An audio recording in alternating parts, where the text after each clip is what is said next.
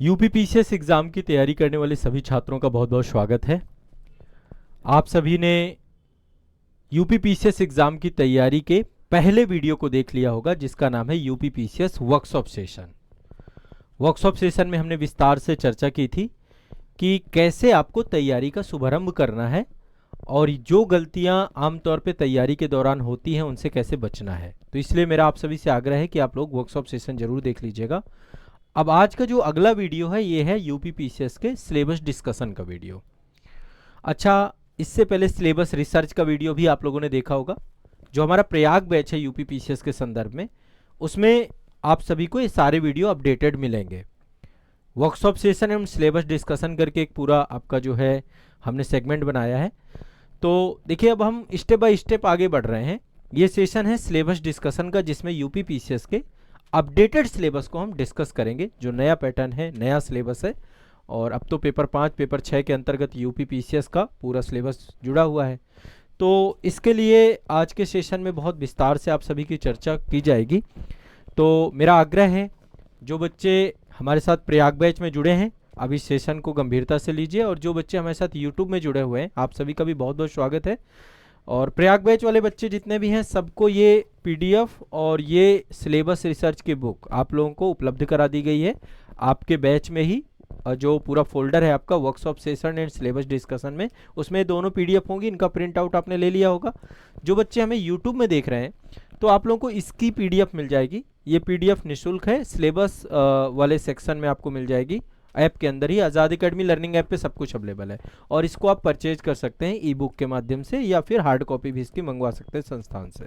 ठीक है, तो चलिए अब सिलेबस के डिस्कशन करते हैं क्योंकि शुरुआत आपकी सिलेबस से ही होती है। सिलेबस रिसर्च की ये बुक है और इन दोनों को जोड़ करके ही आपको टॉपिक सब टॉपिक ये मतलब आपके साथ अब निरंतर चलना चाहिए। तैयारी का जो एक तरीके से आप ये मान लीजिए आपका जो असली मार्गदर्शक है पूरा सिलेबस ही है। सिलेबस के माध्यम से ही चीज़ें चलनी चाहिए। तो यूपीपीसीएस के संदर्भ में हमने ये मास्टर सिलेबस आप सभी के लिए बनाया है। नवीनतम पाठ्यक्रम है, परीक्षा योजना भी है इसमें। ये आयोग का जो ऑफिशियल सिलेबस आता है उसी के आधार पे बनाया गया पूरा का पूरा। तो आज इसका डिस्कशन आप सभी का होगा। ये पीडीएफ है आपका और ये आपको ऐप में मिल जाएगी, सभी बच्चे इसको ज़रूर देख लें। और ये सिलेबस रिसर्च की बुक भी मिल जाएगी। ठीक है, तो चलिए अब इसका डिस्कशन करेंगे। साथ में हमारे रावेन सर हैं, मैं रावेन सर को यहाँ पे बुलाऊंगा ताकि वो इस पूरे सिलेबस के साथ आपको जोड़ पाएँ और हम लोग मास्टर सिलेबस को प्रॉपर एक एक करके देखेंगे। तो सबसे पहली चीज़ देखिए, ये जो पूरा सिलेबस है आपका, ठीक है, इस सिलेबस की बहुत विशेषता है और आप समझिए बहुत वास्ट सिलेबस है आपका ये, है ना, बहुत वास्ट सिलेबस है। और इस सिलेबस को आप सभी को हर साल आयोग नोटिफिकेशन के माध्यम से बताता है। तो आयोग के नोटिफिकेशन के आधार पे ही आपको कुछ नोटिफिकेशन से जुड़ी हुई बातें, और चूंकि बहुत सारे दुविधाएं होती है ना बच्चों की, नोटिफिकेशन आप लोगों को समझ में भी नहीं आता है, तो ये सब आसान कर दिया गया इसके माध्यम से। तो आइए इस पूरे सिलेबस को हम एक एक करके समझने का प्रयास करते हैं, डिस्कस करने का प्रयास करते हैं। साथ में नोट्स बनाते चलिएगा, या इसका यदि आपके पास प्रिंट आउट है तो प्रिंट आउट पे भी आप अंडरलाइन करते हुए चल सकते हैं। कोई भी चीज़ करना है बढ़िया से करना है ना, इत्मीनान से एक एक काम करते हुए चलिएगा। तो चलिए जो है राविन सर आएंगे और वो पूरे के पूरे इस सेगमेंट को डिस्कस करेंगे आप लोगों के। आप सभी जानते हैं हम लोग बहुत शानदार तरीके से जो है यूपीपीसीएस एग्ज़ाम की तैयारी करवा रहे हैं। प्रयाग बैच के माध्यम से सब कुछ हो रहा है और जो लोग प्रयाग बैच में जुड़े हुए हैं अब पूरा भरोसा और विश्वास करके जो भी चीज़ें हम आपको बताएं एक एक काम करते जाना है। पूरा जो सिलेबस है लिखा है ना, ये पूरा हम कोर्स कंप्लीट कराएंगे आपका। जितना भी इसमें वर्ड टू वर्ड चीज़ें हैं सब कुछ पढ़ाया जाएगा, कुछ भी छोड़ा नहीं जाएगा और बहुत समग्रता से कराएंगे, है ना। तो सिलेबस एक बार समझ लीजिए, जान लीजिए, पहली शर्त यही थी हमारी। और अपने स्तर पे सिलेबस रिसर्च करना भी आपको जो सिखाया गया उसको भी देख लीजिए। हम हर चीज़ आपको कराएंगे, खुद से भी कराएंगे और कुछ चीज़ें आप स्वयं से भी करते जाइए ताकि किसी भी तरीके की दिक्कत ना आए। ठीक है, प्रयागराज में हमारा ऑफलाइन सेंटर भी है। जो लोग बच्चे उत्तर प्रदेश पीसीएस की तैयारी कर रहे हैं या आप लोग समीक्षा अधिकारी की भी तैयारी कर रहे होंगे तो आप लोग प्रयागराज के सेंटर में भी हमसे मिल सकते हैं। प्रयागराज में ऑफलाइन बैच भी चलता है, इसका गुरुकुल बैच के नाम से चलता है, और प्रयाग बैच हमारा ऑनलाइन बैच है। ठीक है, तो चलिए अब ये सिलेबस डिस्कस करते हैं। कोई भी दिक्कत आती, कोई भी समस्या आती, कमेंट बॉक्स आपके सामने है। ठीक है, तो एक बार मैं रावेन सर को ये पूरा सेशन देता हूँ।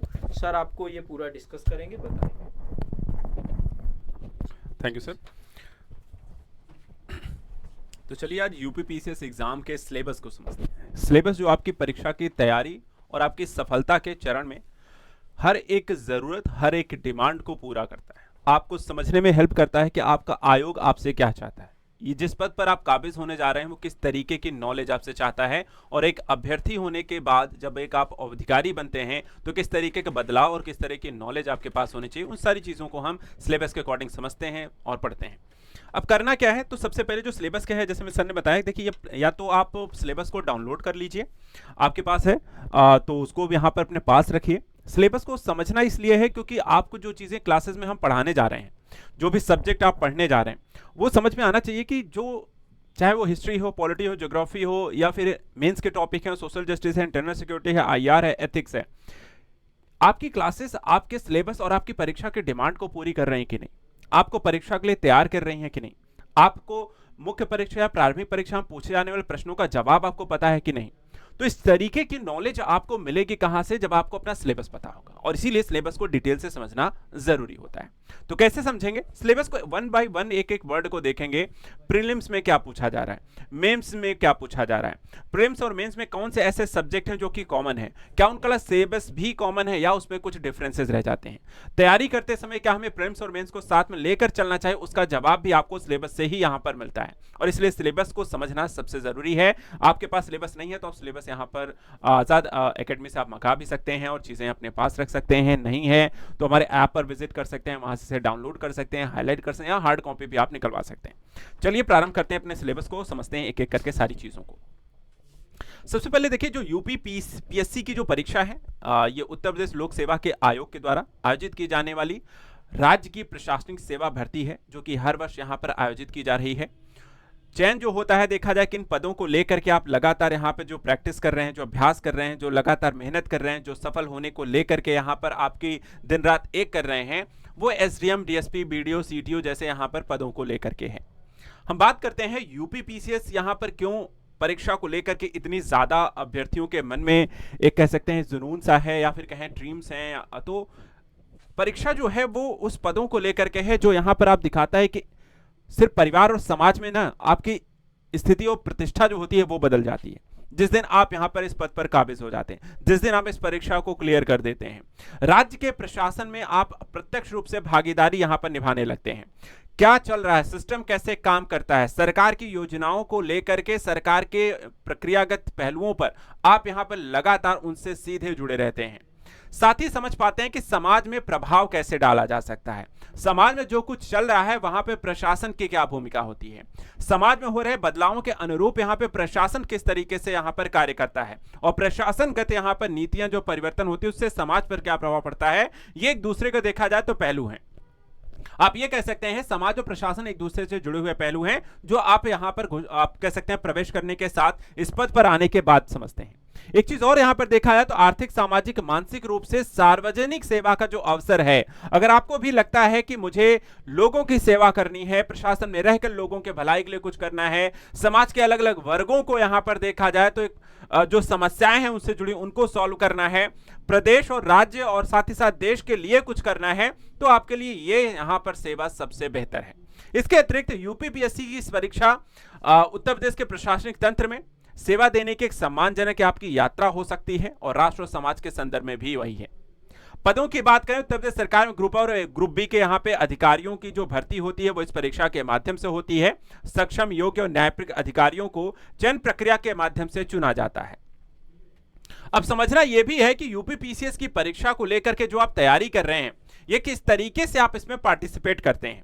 तो देखा जाए तो परीक्षा एक चरणी नहीं है। प्रशासन जो है राज्य के सबसे उच्चतम पदों पर जब आप यहां पर काबिज होने जा रहे हैं, तो आयोग भी अपेक्षा करता है कि बहुत ही गुने चुने और बहुत ही यहां पर बेहतर मानसिक क्षमता वाले अभ्यर्थियों को यहां पर मौका मिले देश की सेवा करने का, जो देश के, राज्य के, समाज के लिए यहां पर कुछ बेहतर और नया और किसी तरीके से अपना योगदान भी बेहतर तरीके से कर सके। तो इसके लिए देखिए 3 चरण एग्जाम लिए जाते हैं। प्रारंभिक परीक्षा में देखा जाए तो यह प्रक्रिया होती है। प्रीलिम्स एग्जाम में 2 पेपर है। पहला जो पेपर होता है वो सामान्य अध्ययन का है, GS1 का है। 150 अंकों के इस पेपर में 2 घंटे का समय दिया जाएगा। एक ऑब्जेक्टिव टाइप के प्रश्न होंगे जहां पर आपको एक क्वेश्चन के 4 ऑप्शन मिलेंगे और कौन सा आंसर यहां पे सही है वो टिक करके आना है। एक OMR सीट मिलती है जिसको आपको फिल करके आना होता है। दूसरा जो पेपर होता है उसको हम CSAT का पेपर कहते हैं। इसको हिंदी में आप सामान्य अभिरुचि परीक्षण भी कह सकते हैं। और यहां पर हम देखें तो 100 अंक का पेपर है, 2 घंटे का समय है, वस्तुनिष्ठ प्रकार का पेपर है और क्वालिफाइंग तरीके का यहां पर पेपर। अब क्वालिफाइंग को थोड़ा समझिएगा। देखिए प्रारंभिक परीक्षा अपने आप में एक यूनिक तरीके की परीक्षा है। यूनिक इसलिए भी है कि इसके 2 पेपर होते हैं, लेकिन दोनों ही पेपर की यहां पर जो कह सकते हैं कि डिमांड है वो अलग है। एक पेपर कहता है कि देखिए यहां पर आप बहुत ज्यादा नंबर नहीं भी लाएंगे तो आपका काम चल जाएगा, लेकिन इतने कम भी नंबर नहीं लाएं कि यहां पर आपको आगे बढ़ने का मौका ही ना मिले। वो क्या है? CSAT का पेपर। CSAT का पेपर आपको देखा जाए तो 100 अंक का है, 2 घंटे का पेपर है, वस्तुनिष्ठ प्रकार का है, ऑब्जेक्टिव आएंगे, लेकिन वो कहता है कि यहां पर बहुत नंबर नहीं, सिर्फ 33% मार्क्स ले आइए। पासिंग मार्क्स अगर आप ले लेते हैं तो आपको मैं आगे बढ़ने का एक मौका दूंगा। पासिंग मार्क्स के लिए ही आपको यहां पर मेहनत करनी है एक पेपर में। लेकिन दूसरा पेपर जो होता है वो हाई डिमांड है। हाई डिमांड क्या है? कहता है कि आप यहां पर CSAT का जो पेपर है इसको क्वालिफाई करोगे तो मेंस लिखने का मौका मिलेगा कि नहीं मिलेगा वो डिपेंड करेगा आपको अगले प्रीलिम्स के पेपर पर, जो है आपका GS का पेपर। यानी GS के पेपर में आपकी मेंस लिखने की क्षमता छुपी हुई है। अगर आपने बहुत अच्छा पेपर दिया है, जो मेरिट होती है, जो कट ऑफ यहां पर बनाई जाती है, वो आपको किस पे बनता है? सामान्य अध्ययन GS1 के पेपर में। यानी 2 पेपर, दोनों पेपर के नेचर अलग हैं। प्रक्रिया देखा जाए दोनों का एक ही है, वस्तुनिष्ठ प्रकार की है पेपर, लेकिन दोनों ही यहां पर अपने आप में अलग। इसलिए दोनों को लेकर के जो स्ट्रेटजी है, जो सिलेबस है, जो आपकी प्रिपरेशन है, वो बहुत ही यहां पर अलग तरीके की डिमांड रखती है। एक चीज और यहां पे समझिए, मुख्य परीक्षा में जब आप आएंगे तो आपको अलग तरीके की चुनौती मिलती है। जहां प्रारंभिक परीक्षा में सिर्फ 2 पेपर को लेकर के आपकी तैयारी होती है और मानसिक क्षमता पर देखा है बहुत ज्यादा दबाव नहीं होता, एक दिन में दोनों ही पेपर ले लिए जाते हैं और आप इस प्रक्रिया से यहां पर मुक्त हो जाते हैं। लेकिन जब मुख्य परीक्षा का समय आता है आपको यहां पर समय कम मिलेगा। प्रारंभिक परीक्षा से मुख्य परीक्षा के लिए आपको 2, 2.5 या 3 महीने का समय मिलता है और इन 3 महीने में देखा जाए तो आपको 1-2 नहीं बल्कि ऐसे 8 पेपर तैयार करने होते हैं। अगर आपने प्रारंभिक परीक्षा को लेकर, एक सवाल हमेशा अभ्यर्थियों के मन में रहता है कि क्या प्रारंभिक परीक्षा और मुख्य परीक्षा की तैयारी एक साथ करनी चाहिए, तो उसका जवाब यहां पर देखा है तो पैटर्न में छुपा हुआ है। एग्जाम पैटर्न यह कहता है कि प्रारंभिक परीक्षा के बाद आपको मुख्य परीक्षा के लिए 3 महीने 4 महीने का समय मिलेगा और 3-4 महीने में प्रारंभिक परीक्षा में जहां सिर्फ 2 पेपर थे, वहीं आपको मुख्य परीक्षा में 8 पेपर हैं। यानी 4 महीने में आपको इतने यहां पर मेहनत करनी है कि जितनी आपने शायद प्रारंभिक परीक्षा के लिए सालों मेहनत नहीं की होगी। इसलिए बच्चों ध्यान रखिएगा, प्रारंभिक परीक्षा की जब आप तैयारी कर रहे हैं उससे पहले मेंस की परीक्षा की तैयारी करनी है। एक तरीके से स्ट्रेटजी होनी चाहिए कि प्रारंभिक परीक्षा के साथ साथ मेंस की परीक्षा भी तैयारी करें और जब प्रारंभिक परीक्षा के लिए 3 महीने का समय बने तो वहां पर पूरी तरीके से प्रीलिम्स ओरिएंटेड हो जाएं और जब मेंस की परीक्षा आए तो वहां पर आप प्रीलिम्स और मेंस दोनों के लिए यहां पर इतिहास से तैयार रहें। इसलिए क्योंकि यहां पे जो पेपर है देख लीजिए, 1-2 नहीं है। सामान्य हिंदी का पेपर होना है, 150 अंक का है, 3 घंटे का पेपर है, डिस्क्रिप्टिव है, यानी कि आपको लिख करके सब एक्सप्लेन करना पड़ेगा। एक सवाल जो पूछा जाएगा, जो आपको 1 लाइन का या 2 लाइन का सवाल होगा, लेकिन 2 लाइन के उस सवाल में जो पूछे गए शब्द उसको आपको 200 शब्दों में लिखना है, 125 शब्दों में लिखना है, 150 शब्दों में लिखना है। तो वहां पर आपको चीजों को एक्सप्लेन करना आना चाहिए, नॉलेज आपकी डीप होनी चाहिए। निबंध का पेपर देख लीजिए, यहां पे आप 150 अंक का पेपर है, 3 घंटे का है, वर्णनात्मक है। सामान्य अध्ययन के कितने पेपर होते हैं उसके बाद आप देखिए तो 6 पेपर होते हैं। इन 6 पेपर की डिमांड भी अलग है। सामान्य हिंदी निबंध में आप जहां पर बहुत ही ज्यादा यहां पर अच्छे नंबर ला सकते हैं, वहीं जीएस के जो 4 पेपर हैं, पहले 4 पेपर, यहां पर आपको पहले 3 पेपर की अगर मैं बात करूं, सामान्य अध्ययन 1, सामान्य अध्ययन 2, सामान्य अध्ययन 3, यहां पर 1 से ज्यादा सब्जेक्ट से रिलेटेड क्वेश्चन होते हैं। पहले 3 पेपर की मैं बात करूं, तीनों ही पेपर 200 अंकों के हैं, 3 घंटे का समय है, वर्णनात्मक प्रकृति के हैं। चौथा जो पेपर है ये सामान्य अध्ययन में एथिक्स का पेपर, जो एक ही सब्जेक्ट से रिलेटेड है, उससे रिलेटेड आपको केस स्टडी भी आती है, जहां पर अगर आपकी समझ बहुत अच्छी हो जाए तो आप अच्छे अंक ले आ सकते हैं, क्योंकि सब्जेक्ट यहां पर एक ही है, मेहनत जो करनी है एक ही बार करनी है। इसके बाद 7वां और 8वां जो पेपर है वो राज्य विशेष को लेकर के नया जोड़ा गया है। पैटर्न पहले यहां पे वैकल्पिक विषय का था, जिसमें अब यहां पर सामान्य अध्ययन यूपी स्पेशल को जोड़ दिया गया है, जो राज्य विशेष की जानकारी में बहुत ही गहरी समझ आपसे चाहता है। अब इसको लेकर के देखा जाए तो यूपी के बारे में आपको बहुत ही अच्छे से डिटेल्स अगर आप स्टडी कर लें तो आप जो मैक्सिमम मार्क्स लेकर आ सकते हैं, जो आपकी स्ट्रेटजी होनी चाहिए वो कैसी होनी चाहिए, आपको सामान्य हिंदी, निबंध, पेपर 5, पेपर 6, 7 और 8 पर मेहनत करनी चाहिए, जहां पर आप मैक्सिमम मार्क्स लेकर आ सकते हैं। तो अगर आप 5 पेपर को लेकर के स्ट्रेटजी आपकी जो रहेगी, जो हम यहां पर आपको सारी चीजें पढ़ाएंगे, इस चीजों एक्सप्लेन करेंगे, हर सब्जेक्ट को डिटेल से पढ़ाएंगे, लेकिन इस एग्जाम को क्लियर करने के लिए भी आपको एक स्ट्रेटजी बनानी पड़ेगी कि मेरे कौन से पक्ष मजबूत हैं, मुझे किस पेपर में ज्यादा मेहनत करनी है, मुझे कहां ज्यादा अंक लेकर के आने हैं, कौन सी चीजों पर यहां पर आपको कम समय देकर मैक्सिमम मार्क्स लाए जाते हैं, वो सब आपको पता चलता है जब आपने एग्जाम पैटर्न को समझते हो। तो ये आपको समझाया। अब देखा जाए टोटल जो कुल अंक है मुख्य परीक्षा के 1500 अंक हैं, और हिंदी और अंग्रेजी दोनों ही भाषा में पेपर दे सकते हैं। सभी 8 के 8 पेपर वर्णनात्मक प्रकृति के हैं, सभी 8 के 8 पेपर 3 घंटे के हैं, सभी जीएस के 6 पेपर जो हैं 200 अंकों के हैं, और आपके जो हिंदी और निबंध का पेपर है वो आपको 150 अंकों का है, और 1500 अंकों में आपका मेंस होना है। मेंस का एग्जाम जब आप क्लियर करते हैं तो उसके बाद आपको साक्षात्कार के लिए बुलाया जाता है, जिसको हम इंटरव्यू कहते हैं, और यहां पे 100 अंकों का यहां पर पेपर होगा, 100 अंकों का यहां पर एक इंटरव्यू पैनल के माध्यम से आपका मूल्यांकन किया जाता है।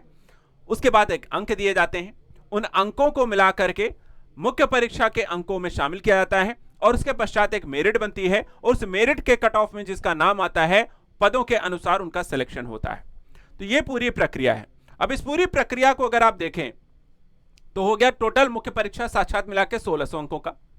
प्री और मेंस को लेकर के देखा जाए तो यहां पर चीजें आपको, जो चीजें मैंने आपको बताई है कि चीजें कुछ बदली हैं। एक वैकल्पिक विषय खत्म हुआ है, सीसैट का क्वालिफाइंग है, प्रीलिम्स में सामान्य अध्ययन मेन रहता है, और साथ ही हिंदी और निबंध पर यहां पर फोकस करना है। जीएस के पेपर जो होते हैं यूपी स्पेसिफिक जुड़ गए हैं। ये सारी कुछ विशेष चीजें हैं जो आपको सिलेबस में समझनी है। अब इसके अकॉर्डिंग यहां पर देखा जाए तो प्रक्रियागत परिवर्तन को हम यहां पर आगे चल के थोड़ा सा डिटेल से इनके सिलेबस पर नजर डालते हैं कि आखिर यहां पर आपको क्या और कैसे करना है। ठीक है, तो यूपी पीसीएस की प्रारंभिक परीक्षा को लेकर के जो अंकों और प्रक्रियागत यहां पर चीजें हैं,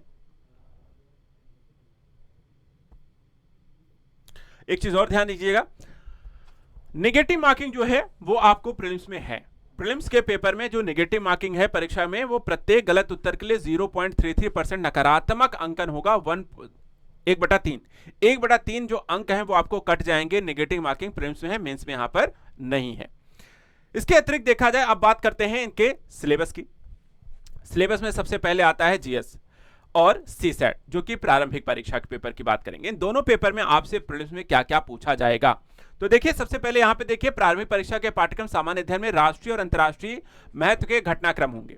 कहां पे कौन सी घटनाएं घटित हो रही हैं, उसमें राष्ट्रीय अंतर्राष्ट्रीय स्तर की यहां पर जानकारी आपसे पूछी जा सकती है। इसलिए आपको करंट अफेयर्स की क्लासेस यहां पर लगातार रेगुलर अटेंड करनी है, ताकि जो भी आपकी परीक्षा के अनुरूप करंट अफेयर डेवलप हो रहे हैं, चाहे स्पोर्ट्स रिलेटेड हो या फिर हम कहें हिस्ट्री है, आर्ट एंड कल्चर है, पॉलिटी है, इकोनॉमी है, साइंस एंड टेक है, या फिर हम कहें आईआर से रिलेटेड है, इंटरनल सिक्योरिटी है, या सरकार की योजनाएं हैं, कोई भी रैंकिंग्स आई हैं या योजनागत चीजें हैं, तो वो सारी चीजें जो भी करंट इवेंट में डेवलप हो रही हैं वो आपको पढ़नी है। दूसरा सब्जेक्ट आता है भारत का इतिहास और भारतीय राष्ट्रीय आंदोलन, जिसमें आपको देखा जाए क्या पढ़ना है। इसमें साफ साफ देखिए लिखा क्या, इतिहास में कौन सा इतिहास पढ़ना है। इतिहास के कई पहलू हैं। इतिहास का जो पहलू है उसमें आपको प्राचीन, मध्यकालीन, आधुनिक, तो वहां पर अगर हम देखें प्रारंभिक परीक्षा में भारतीय इतिहास के सामाजिक, आर्थिक, राजनीतिक पहलुओं पर व्यापक समझ, भारतीय राष्ट्रीय आंदोलन में अभ्यर्थियों के स्वतंत्रता आंदोलन की प्रगति, चरित्र, राष्ट्रवाद के विकास, स्वतंत्रता प्राप्ति और संक्षिप्त दृष्टिकोण रखने की एक अपेक्षा यहां पर की जाती है। दूसरा है भारत और विश्व का भूगोल। भारत और विश्व के भूगोल में आपको क्या पढ़ना है, वहां पे बताया गया है कि भारत और विश्व के संदर्भ में जो फिजिकल ज्योग्राफी है, जो आपका सोशल ज्योग्राफी है, यानी कि जो समाज पर प्रभाव पड़ता है ज्योग्राफी का, और साथ ही साथ यहाँ पे आर्थिक भूगोल जो एग्रीकल्चरल है, बागवानी है, कृषि है, इंडस्ट्रियलाइजेशन है, उसका जहाँ पे जो भी इफेक्ट पड़ता है वो समझनी है। विश्व भूगोल में भी देखा जाए तो विषय की केवल सामान्य समझ है। भारत के भूगोल के प्रश्न में भारत के भौतिक, सामाजिक और आर्थिक भूगोल से संबंधित है, यानी कि यहाँ पे भारत और विश्व के भूगोल में भारत के भूगोल पर ज्यादा फोकस होकर डिटेल में यहाँ पर सारी चीजों को पढ़ना है। वहीं विश्व के भूगोल के संदर्भ में आपको जो नॉलेज होनी चाहिए वो उस तरीके की डिटेलिंग पर ध्यान नहीं देना है जितना यहाँ पर भारत के संदर्भ में। लेकिन हाँ, विश्व के भूगोल के बारे में भी एक जानकारी आपको हर तरीके की होनी जरूरी है। इसके बाद भारतीय राजनीति और शासन व्यवस्था। जो तीसरा सब्जेक्ट आता है। इसमें हम देखें तो संविधान है, जो कॉन्स्टिट्यूशन है हमारा, उसको यहाँ पर पढ़ना है। क्या क्या चीजें विशेष हैं, कैसे बना है, क्या डेवलपमेंट हुई है, कौन से अनुच्छेद संविधान किसको लेकर के हैं। फिर राजनीतिक व्यवस्था भारत में कैसे काम करती है, दलीय प्रणाली कैसी है, उसके यहाँ पे पक्ष विपक्ष क्या है। पंचायती जो राज व्यवस्था है भारत में त्रिस्तरीय, उसके बारे में यहाँ पर पढ़ना है। सार्वजनिक जो नीतियां सरकार के द्वारा बनाई जाती हैं, गवर्नमेंट पॉलिसीज, उनका इफेक्ट इत्यादि क्या पड़ता है, क्यों बनाए जाते हैं, सकारात्मक नकारात्मक पहलुओं को क्या है, नई पॉलिसी मेकिंग जो आई है उससे क्या इफेक्ट पड़ते हैं। कई तरीके के मौलिक अधिकार हैं, या सुप्रीम कोर्ट के द्वारा या हाई कोर्ट के द्वारा कई बार यहाँ पर किसी मुद्दे को लेकर केस में कई तरह के अधिकारों की यहाँ पर व्याख्या की जाती है, तो करंट इवेंट रिलेटेड भी हो सकते हैं। तो ऐसी चीजों को भी यहाँ पर पढ़ना समझना है। इसके अलावा भारतीय राजनीति को समझना है, अर्थव्यवस्था, संस्कृति यानी कि इकोनॉमिक स्ट्रक्चर कैसा है भारत का, आर्ट एंड कल्चर भारत का कैसा है, पंचायती राज, सामुदायिक विकास, राजनीतिक प्रणाली यानी कि भारत की देखा जाए तो सोशल इंफ्रा जो स्ट्रक्चर है वो कैसा है, सोशल स्ट्रक्चर में किस तरीके के बदलाव आए हैं, समयगत स्थितियों में इसमें क्या परिवर्तन आए, सरकार के द्वारा किस तरीके के यहाँ पर नीतिगत पहलू इसके लिए लागू किए जा रहे हैं, सभी वर्गों को साथ में लेकर के क्या काम कर रहे हैं, उसको लेकर के चीजें समझनी पड़नी है। भारत की आर्थिक नीति विशेषताओं और भारतीय संस्कृति के ज्ञान को भी जानना और समझना होता है। आर्थिक सामाजिक विकास में देखा जाए तो आपको इंक्लूसिव ग्रोथ को लेकर के बात करनी है, सतत विकास कैसे हो रहा है, सरकार उसके लिए क्या कर रही है, गरीबी समावेशन को लेकर के क्या काम चल रहे हैं, जनसांख्यिकी का बदलाव, भारत में जनसंख्या का लगातार एक दबाव बढ़ा है, आने वाले समय में हम कह रहे हैं कि जनसंख्या नियंत्रण की क्या पॉलिसी लागू होनी चाहिए, वर्तमान की स्थिति, जनगणना जैसे पहलू और ऐसे कई सारी यहां पर जुड़े हुए घटनाक्रम को इसमें हम पढ़ते हैं। सामाजिक क्षेत्र की पहल, उम्मीदवारों की जनसंख्या, पर्यावरण, शहरीकरण के बीच संबंध, समस्याओं के संबंध में परीक्षा यहां पर आपसे जानकारी ली जाती है। यानी कि आपको देखा जाए तो एनवायरमेंट हो गया, आर्ट एंड कल्चर हो गया, इकोनॉमी हो गई, साथ ही साथ यहां पर सोसाइटी को लेकर के रिलेटेड क्वेश्चन आपको प्रीलिम्स में पढ़कर जाने हैं, जो हम चीजें यहां पर प्रीलिम्स के साथ साथ मेंस ओरिएंटेड आपको डिटेल से पढ़ाते हैं। इसके अलावा पर्यावरण, परिस्थिति, जैव विविधता, जलवायु परिवर्तन जैसे विषय भी यानी कि एनवायरमेंट फ्रेंडली टॉपिक्स भी आपको डिटेल से पढ़ के जाने हैं, जिसमें हम इकोलॉजी और एनवायरमेंट को यहां पर पढ़ते हैं। सामान्य विज्ञान के विषय को भी प्रीलिम्स में पूछा जाता है, जिसमें फिजिक्स, केमिस्ट्री, बायो से रिलेटेड चीजें आपको पढ़नी है। बहुत ही डिटेल से देखा जाए नहीं, लेकिन 10 तक की अगर आप देखा जाए, ऐसे अभ्यर्थी जिनका साइंस साइड से अगर सब्जेक्ट आपने 10 तक भी पढ़ा है तो बस उतनी यहां पर साइंस आपको पता होना चाहिए इस एग्जाम को क्लियर करने के लिए। ऐसा नहीं कि आपको बीएससी लेवल की यहां पर साइंस पढ़ाई जाएगी, नहीं, एक जनरल साइंस आपको यहां पर पता होना चाहिए, उसी से रिलेटेड यहां पर जिनका रोजमर्रा जीवन में हम प्रयोग कर रहे हैं, जिसको एक सभी सामान्य व्यक्तियों से जिसकी अपेक्षा है, उस तरीके का फिजिक्स, केमिस्ट्री, बायो से रिलेटेड क्वेश्चन आपसे पूछे जाएंगे, तो वो भी चीजें आपसे हम यहां पर पढ़ाएंगे। तो ये सारा जो है, अगर हम आपसे मोटे मोटे स्तरों पे बात करें कि कौन कौन से सब्जेक्ट आपके प्रीलिम्स में पूछे जाएंगे, तो आपको सिलेबस पढ़ने के बाद आपको हाथों पर याद होना चाहिए, आपकी उंगलियों पर होना चाहिए कि मुझे हिस्ट्री पढ़नी है, ज्योग्राफी पढ़नी है, पॉलिटी पढ़नी है, इकोनॉमी पढ़नी है, एनवायरमेंट पढ़ना है और जनरल साइंस पढ़नी है। ये 6 मेन सब्जेक्ट हैं जो कि प्रीलिम्स में मुझे पढ़ करके जाने।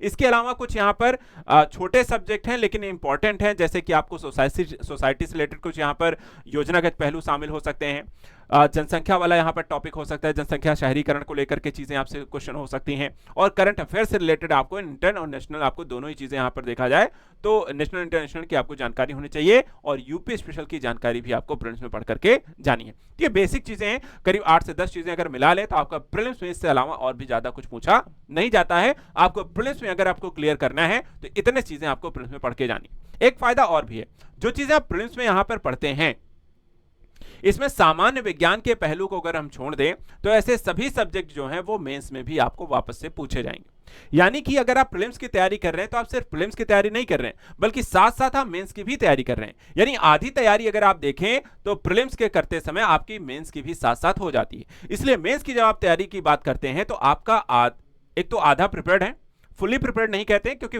फुल्ली प्रिपेयर्ड में जब आप मेंस का सिलेबस देखेंगे तो कई सारी चीजों को ऐड किया गया है, कई नए सब्जेक्ट हैं, सिलेबस से आपको सब्जेक्ट देखा जाए पेपर वाइज यहां पर डिवाइड कर दिए जाते हैं, तो उसको और भी डिटेल से आपको समझना होता है, उसको आपको मैं समझाता हूं। लेकिन उससे पहले हम एक और पहलू पर आते हैं कि जब आपको सामान्य अध्ययन का पेपर समझ में आ जाए, सामान्य अध्ययन पर ही फोकस नहीं करना है। मैंने कहा कि प्रीलिम्स का जो पेपर है वो अपने आप में यूनिक है। इसका एक पेपर जो कहता है कि आपको कट ऑफ इसी आधार पर निर्धारित होगी, आपको मेंस लिखने का मौका मिलेगा, लेकिन इसकी कट ऑफ से पहले आपको एक पेपर और क्लियर करना होता है प्रीलिम्स में, जिसको हम कहते हैं सीसैट, जहां कहा गया है कि 33% का मार्क्स लाना है।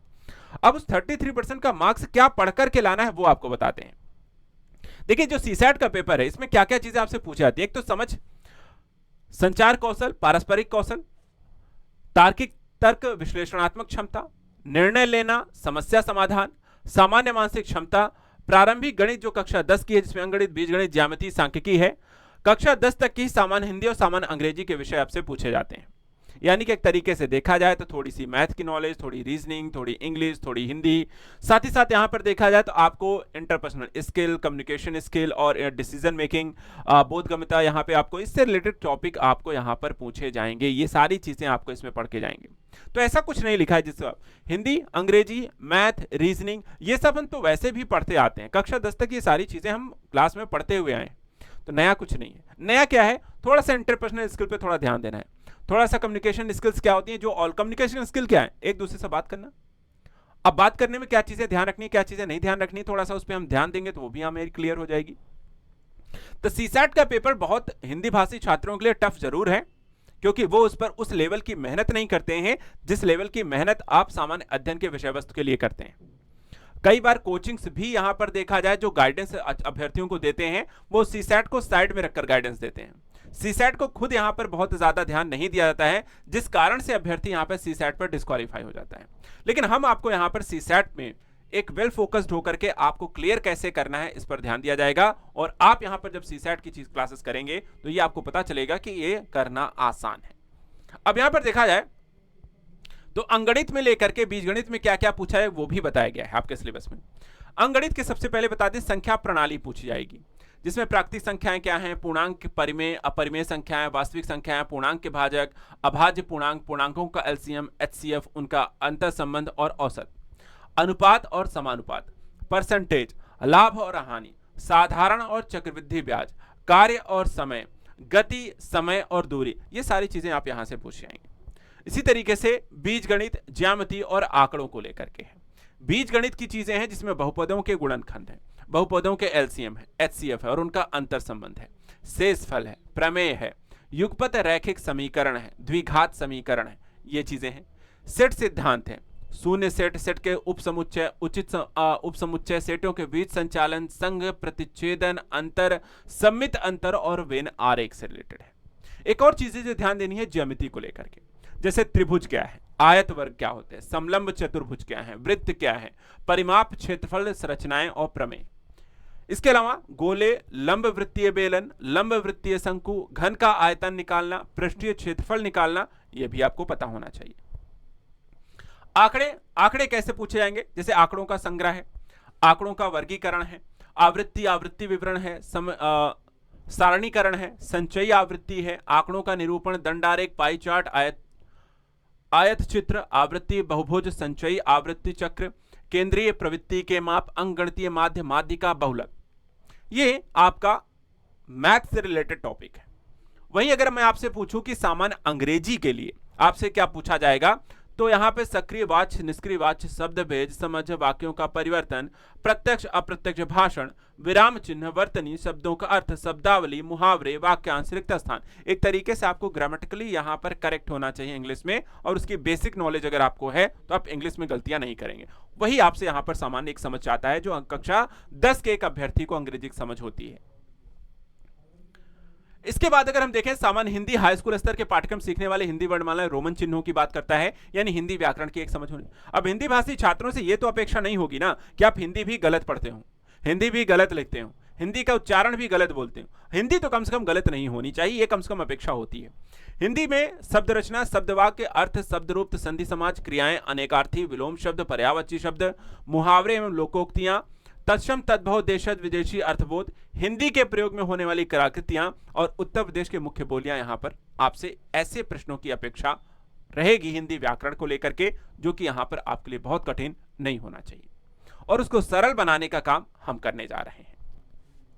इसके बाद यूपीपीसीएस की मुख्य परीक्षा पैटर्न को ध्यान में रख करके हम यहां पर अगर आपको सिलेबस को डिटेलिंग अगर बात करें कि ये जो सिलेबस आपके प्रीलिम्स में हमने आपको डिस्कस कर दिया, अब मेंस प्रीलिम्स में सिर्फ 2 पेपर हैं, 2 पेपर में ये सब कुछ यहां पर पढ़ना है। फिर हमें कह रहे हैं कि सर मेंस में 8 पेपर और पढ़ने हैं, तो 8 पेपर का सिलेबस फिर कितना बड़ा होगा। सिलेबस बहुत कुछ नहीं, मैं जैसे मैंने कहा सामान्य अध्ययन के पेपर को अगर आप देखेंगे तो वहां पर ऐसे सब्जेक्ट हैं जो कि ऑलरेडी प्रीलिम्स में जो पूछा पढ़ लिया है वही आपको मेंस में कुछ ऐसे अदर ऐसे सब्जेक्ट हैं जिनकी आपको एक बेहतर समझ होनी चाहिए। तो जब आप सिलेबस को प्रीलिम्स के साथ साथ मेंस का सिलेबस आप साथ में लेकर के देखोगे तो आपको ज्यादा क्लैरिटी होगी कि देखो बहुत कुछ नहीं है, तैयारी बहुत आसान है। इस तैयारी को अगर करने का सही तरीका पता हो, सही गाइडेंस हो, तो आप इस परीक्षा को पहले अटेम्प्ट में क्लियर कर सकते हैं। इस तरीके की समझ आपकी होनी चाहिए, बस आपको अपना सिलेबस पता होना चाहिए। इसलिए अब जब मेंस का मैं सिलेबस आपको क्लियर करने जा रहा हूं, आप देखो पॉइंट आउट करते चलो कि अच्छा ये प्रीलिम्स में भी आया हुआ है। तो वहां पर आपको बहुत कुछ, यहां पर ऐसा नहीं है कि यार बहुत बड़ा सिलेबस है, बहुत कुछ पढ़ना है, बहुत जानकारी होनी चाहिए। जानकारी होनी चाहिए, लेकिन यहां पर बहुत ज्यादा डरने की जरूरत नहीं है। अब देखो करना क्या है। मेंस की जो परीक्षा होती है 2 सत्रों में होती है। एक सुबह 9:30 बजे से पेपर होगा 12:30, फिर दोपहर 2 से 5 बजे का। शोध पत्र 1 सप्ताह की अवधि में, यानी कि एक ही वीक में आपको सारे पेपर ले लिए जाएंगे, खत्म हो जाएगा मेंस के 8 पेपर। और ये सारी प्रक्रिया जगत जो होगी आप प्रीलिम्स को क्लियर करने के बाद पाओगे। तो प्रीलिम्स में क्लियर तो हो गया अगर आपका, तो आप मेंस में पहुंचोगे। अब मेंस में पहुंचने के लिए आपको मेंस का जो पेपर है वो ऑफलाइन होगा, सेंटर पर जाना है, लिखना है। वर्णनात्मक प्रकार का है, नकारात्मक अंक यानी कि नेगेटिव मार्किंग वहां पर नहीं होती है। और इस तरीके टोटल 1500 अंकों का मेंस होगा। अब ये 1500 अंकों में अगर आपको मैक्सिमम नंबर लाने हैं, तो मैक्सिमम नंबर लाने के लिए आपको क्या पढ़ के जाना है, कैसी तैयारी होनी चाहिए, वो आपका सिलेबस आपको बताता है। सिलेबस क्या है? सबसे पहले अगर हम देखें तो सामान्य हिंदी का जो पेपर यहां पर है, इसमें क्या क्या आपसे पूछा जाएगा। एक तो गद्य और पद्य के खंड दिए होंगे, उसमें से रिलेटेड कुछ प्रश्न दिए होंगे। तो पहले गद्य और जो पद्य लिखा हुआ है उसको पढ़ना है, फिर उसके नीचे दिया होगा प्रश्न, उस प्रश्नों को पढ़ के फिर उसका आंसर लिखना, और वो आंसर उसी गद्य और पद्य में छुपा होगा जो आपको पढ़ के समझ के लिखना है। तो एक तरफ से आपसे जो पूछा जा रहा है वो आपके सामने लिखा हुआ है, आपको बस समझना है और समझ के फिर से उसी को लिख देना है।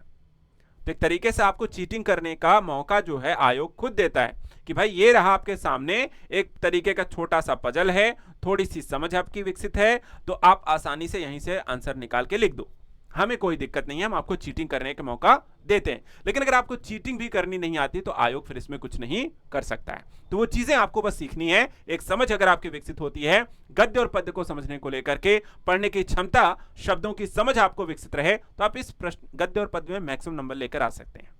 लेकिन मान लेते हैं कुछ लोग वहां भी अगर अच्छा नहीं कर पा रहे हैं, और भी ऐसे मौके हैं, संक्षिप्तण है, संक्षेपण करना होता है, सरकारी और अर्ध सरकारी पत्र लेखन है, तार लेखन है, कार्यालय आदेश है, अधिसूचना है, जो आपको ज्यादा से ज्यादा प्रैक्टिस करने से आप इसमें निपुण हो जाएंगे। शब्द ज्ञान में उसका प्रयोग होगा, जैसे उपसर्ग कहाँ किन में लगाना होता है, प्रत्यय कहाँ लगाना होता है, उससे शब्द के यहाँ पे भाव कैसे बदल जाते हैं। विलोम शब्द आपको पता होना चाहिए। एक शब्द के लिए वाक्यांश है, वर्ण एवं वाक्य शुद्धि है, लोकोक्ति, मुहावरे हैं। ये सारी चीजें आपको सामान्य हिंदी के पेपर में आएगी, जो कि बहुत टफ नहीं है, आप मैक्सिमम नंबर यहाँ पर लेकर आ सकते हैं। सामान्य हिंदी के बाद दूसरा जो पेपर आता है निबंध का पेपर होता है। अब निबंध का जो पेपर होता है, यहां पर पहली चीज ध्यान रखिएगा, 700 शब्दों में आपको एक निबंध लिखना है। अभ्यर्थियों को प्रत्येक खंड से एक विषय को चुनना होगा। 3 खंड दिए होंगे, हर एक खंड से एक निबंध, हर निबंध 700 शब्दों का। और इस तरीके से आपके 3 खंड में 700 700 700 यानी कि 1 घंटे में 700 शब्द लिखने हैं, 3 घंटे में 2100 शब्द लिखने हैं, टोटल 3 निबंध लिखने हैं। और हर निबंध लिखने के लिए आपके पास 3 से ऑप्शन होंगे। कैसे? अब जैसे खंड आ है, खंड आ में जो आपको विषय दिया जाएगा निबंध का, एक विषय होगा जो साहित्य एवं संस्कृति से होगा, एक विषय होगा जो सामाजिक क्षेत्र से होगा, एक विषय जो होगा वो राजनीतिक क्षेत्र से होगा। अब आप इन तीनों में से किसी भी पर एक निबंध लिख सकते हैं, बाकी 2 छोड़ दीजिए। तो जो आपको लगता है कि मेरी इस पर समझ अच्छी है, डीप नॉलेज है, अच्छा खासा कंटेंट है, सही और व्यवस्थित तरीके से मैं अच्छा लिख सकता हूं, एक प्रभावशाली निबंध लिख सकता हूं और अच्छे नंबर ला सकता हूं, तो आप उसमें से कोई विषय चुन लें। पहले लिखने के बाद दूसरे पे आना है। खंड बी में देखा जाए तो विज्ञान, पर्यावरण, प्रौद्योगिकी, आर्थिक क्षेत्र, कृषि, उद्योग और व्यापार आते हैं। अब यहां भी 3 ऑप्शन दिए गए हैं। इन 3 ऑप्शन में से भी आपको कोई भी एक ऑप्शन यहां पर चूज करना है, और जैसे ही आप यहां पर पहले में किया है वैसे दूसरे में भी एक निबंध लिखना है। दूसरा लिखने के बाद तीसरे पे आना है। तीसरा जो विषय है, राष्ट्रीय अंतर्राष्ट्रीय घटनाएं, प्राकृतिक आपदाएं, भूस्खलन, भूकंप, जल प्रलय, सूखा और राष्ट्रीय विकास कार्यक्रम और परियोजनाएं। तो यहां पर भी 3 ऑप्शन है और 3 ऑप्शन में से कोई एक चुन करके उस पर यहां पर निबंध लिखना है। इस तरीके से देखा जाए तो आपको 9 निबंध में से कोई 3 निबंध लिखने हैं और हर निबंध के लिए 1 घंटा मिलेगा, तो आप पर्याप्त रूप से अच्छी बेहतर यहां पर स्किल जो है आपकी वो दिखा सकते हैं मैक्सिमम मार्क्स लाने के। एक चीज और ध्यान रखिएगा, पहले 2 पेपर सामान्य हिंदी और निबंध, ये ऐसे पेपर हैं जहां पर आप पहले ही दिन जाकर के आप मैक्सिमम नंबर को सिक्योर कर सकते हैं और आने वाली जो जीएस का पेपर की जो शुरुआत होगी उस पर से अपने आप पे जो दबाव है उसको आप कम रख सकते हैं। लेकिन अगर आपने पहले 2 पेपर जहां पर आप मैक्सिमम स्कोर को लग सकते हैं वहां अगर आपने मेहनत नहीं की है तो आपके सामान्य अध्ययन पेपर 1, 2 और 3 में क्या होगा, आप पर प्रेशर ज्यादा होगा और वहां पे गलतियां होने के चांसेस भी ज्यादा होंगे, क्योंकि वहां पर आप पर दबाव जो होगा समय और प्रश्नों की संख्या का ज्यादा होता है। क्यों ज्यादा होता है वो आपको मैं समझाता हूं। इसलिए मैं आपको जब भी हम गाइड जो करेंगे आपको, देखिए लिखन शैली जो है आपको निबंध और उत्तर लेखन दोनों पर काम करना है और कोशिश करनी है कि आप अपनी हिंदी पर बहुत अच्छे से काम करें। इस दौरान एक चीज ध्यान रखिएगा जो आप सभी अभ्यर्थियों से अपेक्षा रहेगी कि अपनी हिंदी पर सुधार करिए। हिंदी जो है ऐसा नहीं आपको आती है, कई सारे अभ्यर्थियों को जो हम पढ़ाते हैं जो हिंदी भाषा से ही पढ़े लिखे हैं, जिन्होंने अब तक यहां पे कई सारी डिग्री भी ले रखी है, ऐसे अभ्यर्थी भी हिंदी गलत लिखते हैं, उनकी वर्तनी गलत रहती है। और ऐसे अभ्यर्थी से अगर आप अपेक्षा करते हैं आयोग ऐसे अभ्यर्थियों को सिलेक्ट कर लेगा और वहां पर उनको बड़े पदों पर काबिज कर देगा, तो ऐसा संभव नहीं है। इसलिए आप अगर 1.5 साल की तैयारी कर रहे हैं यूपी पीसीएस में पीसीएस अधिकारी बनने की, तो इस दौरान सिर्फ आप उन सब्जेक्ट पर मेहनत मत करिएगा, इतिहास, भूगोल, पर्यावरण, उनके साथ साथ अब उन विषयों में हिंदी पर भी काम करिएगा, ताकि हिंदी आपकी इतनी अच्छी हो जाए उन 1.5 सालों में कि जब आप बोलने में, किसी से वार्तालाप करने में, अपने विषय के बारे में, प्रश्नों को लेकर के उसके जवाब ढूंढ रहे हो या किताब पढ़ रहे हो, तो आपकी हिंदी जो होती है डे बाय डे जो होता है प्रतिदिन यहां पर बेहतर होती जाए और हिंदी की जितनी गलतियां हैं वो कम होती जाएं। अगर आप ऐसा करने में सफल रहते, इसका फायदा आपको कहां मिलेगा, सबसे ज्यादा जो फायदा इसका मिलेगा वो आपको मेंस में मिलेगा। मेंस में भी आपको हिंदी के पेपर, निबंध के पेपर मिलेगा, जहां आप मैक्सिमम मार्क्स ला सकते हैं। समझ में आई बात? चलिए अब आपको बताते हैं सामान्य अध्ययन के पेपर्स के बारे में। अब देखिए सामान्य अध्ययन के पेपर जो है ना, पहले 3 पेपर मैं फिर कहूंगा, जैसे जीएस के पेपर आपको जीएस के प्रीलिम्स का पेपर के बारे में बात करता हूं यूनिक है, वैसे ही यहां पर इनके बारे में भी कहूंगा यूनिक है। यूनिक जो है पहले 3 पेपर, क्योंकि पहले 3 पेपर में इतने सब्जेक्ट आपको पढ़ लेने होते हैं और इतने विशाल सब्जेक्ट पढ़ने होते हैं, जिनको लेकर के मैं आयोग से कहूंगा कि आप इनको लेकर के कल सब्जेक्ट का पेपर भी बना सकते हैं, या ऐसे सब्जेक्ट को सिर्फ एक साथ 2 पेपर का रखें। क्योंकि पहला ही जो पेपर है, जो सबसे लेंदी पेपर मैं कहूंगा, जहां अभ्यर्थी को सबसे ज्यादा मेहनत करनी होती है, वो आपको पहला पेपर है हिस्ट्री। हिस्ट्री जब आप पढ़ते हैं तो आपको मैं सिलेबस दिखाता हूं, आपको समझ में आ गया मैं क्या कह रहा हूं। हिस्ट्री अपने आप में एक ऐसा सब्जेक्ट है जिसको पढ़ने को लेकर के, जिसकी समझ को लेकर के ही अभ्यर्थी जो होता है कई बार बोर हो जाता है, क्योंकि हिस्ट्री इतनी बड़ी हो जाती है कि उसको पढ़ते पढ़ते पढ़ते पढ़ते बच्चा कहता है कि हिस्ट्री ही कब खत्म होगी और मैं दूसरे सब्जेक्ट पर क्या ध्यान दूंगा। देखिए सामान्य अध्ययन का जो पहला पेपर है, इसमें आपको पढ़ना क्या है, इतिहास, कला संस्कृति, भारतीय समाज और भूगोल, 4 सब्जेक्ट है। पहला जो सब्जेक्ट है भारतीय संस्कृति का इतिहास, प्राचीन काल से लेकर के आधुनिक काल तक। आर्ट एंड कल्चर कहां से कहां तक पढ़ना है आपको, प्राचीन से लेकर के आधुनिक काल तक। और आर्ट एंड कल्चर के बारे में आपको क्या क्या पता होना चाहिए, कलाएं, रूप, साहित्य, वास्तुकला और उससे संबंधित पहलू। फिर यहां पर देखा जाए तो आधुनिक भारतीय इतिहास आ जाता है, मॉडर्न हिस्ट्री आपसे पूछी जाती है। 1757 से 1947 तक महत्वपूर्ण घटनाएं, व्यक्तित्व और उनसे संबंधित मुद्दे जो होते हैं, क्या घटनाएं हुई उस दौरान, कौन आया, किसने क्या किया, कौन से कानून लागू हुए, उससे क्या देश में हुआ, कौन सी घटनाएं हुई, कौन सा युद्ध हुआ, वो सब कुछ। फिर ये दौर खत्म होगा तो फिर आपको शुरू हो जाता है उसी बीच स्वतंत्रता संग्राम होने लगते हैं, जगह जगह पे आंदोलन होने लगते हैं, मार्च होने लगते हैं, लाठीचार्ज होने लगता है, देश को आज़ाद कराने की मुहिम शुरू होती है। तो इस तरह की स्वतंत्रता संग्राम से रिलेटेड है। इसके विभिन्न चरण हैं, देश के विभिन्न भागों से महत्वपूर्ण योगदान है, एक पहलू ये भी समझ रहे हैं। तीसरा के बाद यहाँ पर एक और पहलू इसमें जुड़ जाता है, स्वतंत्रता के बाद देश, के पश्चात भारत, आईपीआई जिसको हम कहते हैं। अब यहां पर पूछा गया कि देश के एकीकरण पुनर्गठन 1965 तक का इतिहास आपको इसमें पता होना चाहिए। उसके बाद फिर पूछ लिया गया विश्व का इतिहास, एक और हिस्ट्री का पहलू, वर्ल्ड हिस्ट्री भी आपसे पूछ ली गई। वर्ल्ड हिस्ट्री में आपसे देखा जाए तो 18वीं शताब्दी से 20वीं शताब्दी तक के मध्य के घटनाएं, 1789 की फ्रांसीसी क्रांति, औद्योगिक क्रांति, विश्व युद्ध, राष्ट्रीय सीमाओं का पुनः सीमांकन, समाजवाद, नाजीवाद, फांसीवाद, स्वरूप और उसके, ये सारी चीजें आपको इसमें पढ़नी। यानी आपको भारत का इतिहास प्राचीन काल से आधुनिक पढ़ना है, आर्ट एंड कल्चर पढ़ना है, फिर आईपीआई भी पढ़ना है, फिर वर्ल्ड हिस्ट्री भी पढ़नी है। तो लगभग 6 पार्ट हैं जो हिस्ट्री के आपको पढ़ने हैं, वो भी पेपर जीएस पेपर 1 में। इतना पढ़ने के बाद भी आपको ऐसा नहीं लगता ये पेपर पूरा हो गया, क्यों? क्योंकि यहां पे अभी समाज भी पढ़ना है, समाज के बाद फिर भूगोल भी पढ़ना है। समाज में क्या क्या पढ़ना है वो भी समझा देते हैं। समाज देखिए, अपना समाज जो है ना वो भी काफी यूनिक है, इतना कुछ चलता रहता है समाज में कि आपको जो सिलेबस है वो लगातार ऐसा लगता है कि अपडेट हो रहा है। पढ़ते पढ़ते ही जब आपने पढ़ना शुरू किया और जब आपकी पढ़ाई खत्म हो रही, खत्म होने का मतलब है कि जब आपने एक बार अपना पूरा सिलेबस कंप्लीट कर लिया, तब तक लगता है कि हमारा समाज बहुत बदल गया है। हम जन अल्फा थे, हम जन बीटा हो गए, हम जन बीटा थे, हम जन, यहां पर आपको देखा जाए तो जनरेशन ही ऐसा लगता है बदल गई, सोच बदल गई है, गैजेट्स बदल गए हैं, तकनीकी बदल गई है, समाज में उसका प्रभाव बदल गया है, सोचने का तरीका बदल गया है, कानून बदल गए हैं। यानी कि आपको पढ़ने के बाद ऐसा लगता है कि इंडियन सोसाइटी जितनी तेजी से बदल रही है उतना कोई बदल ही नहीं रहा। अब भारतीय समाज ही उठा के देख लो, टॉपिक क्या रखा गया है। टॉपिक देखिए एक एक करके। पहला टॉपिक है भारतीय समाज संस्कृति की प्रमुख विशेषताएं बताइए। ठीक है, मतलब आपको भारतीय समाज प्राचीन काल से वर्तमान समय तक कैसा कैसा है, कब कब क्या क्या बदलाव हुए हैं, किस तरीके की प्रकृति धारित करता है, वो सब कुछ यहां पर आपको बताना है। फिर उसके बाद दूसरा जो मुद्दा है समाज में, वो पढ़ना है महिलाओं के बारे में। महिला फोकस्ड आपका सिलेबस है। समाज में महिलाओं की भूमिका, महिला संगठन, फिर एक मुद्दा आता है जनसंख्या, उससे जुड़े मुद्दे, फिर एक टॉपिक आता है गरीबी, फिर विकास, शहरीकरण, समस्याएं, समाधान। भारतीय समाज में लगभग सब कुछ आपको पढ़ना है। ऐसा कुछ नहीं है जो आपको कहीं और ने आपको देखा जाए तो आपको सिलेबस के डिटेलिंग में दी गई है।